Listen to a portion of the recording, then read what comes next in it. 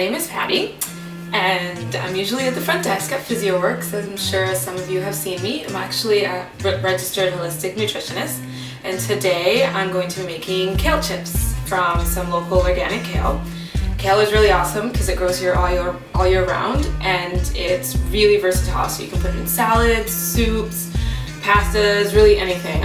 You just eat it raw. Today we're going to be making some chips, which is one of the easiest things to make, so I'll kind of tell you a little bit of tricks as we go along. One of the tricks is to keep the kale really dry. So once you get it, you wash it off, and then you take a cloth and you pat it dry, and you just wait till it's completely bone dry. And then we start kind of just taking it off its stem here. We don't want the stem because that's too hard and we're not going to get anything out of that, for this purpose anyway. You could always save this and put it if you're making any broth or if you're making a chili or something. This will definitely soften up when it's cooked. So we're just going to take some more kale and just stick it in a bowl here. Okay. And then what we're going to add to this is just a pinch of sea salt and about, I would say, a teaspoon to a tablespoon of extra virgin olive oil, depending on how much you have. We don't have that much here. I'm just going to do about half a cap size because we don't want to get it drenched. We just kind of want to lightly coat it. You just slowly get dirty with your hands and massage it just to get all the oil and the salt in there.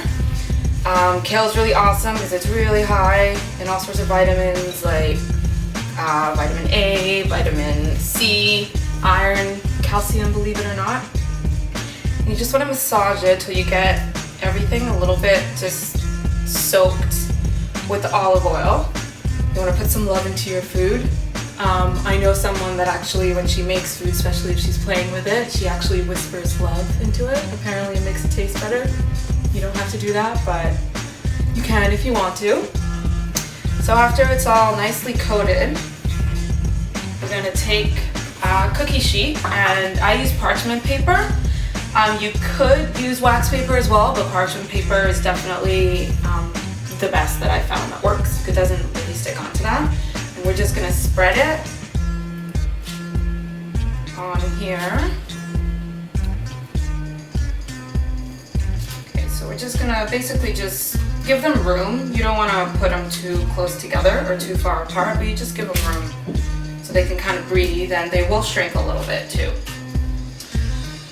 And then after that, what we're going to do is put it into the oven. We're going to bake them at 350 degrees for about 10 to 12 minutes, and we're just going to make sure that they don't brown at all. Once they start browning, they become really bitter, and we don't want that. We want them to stay green but crispy.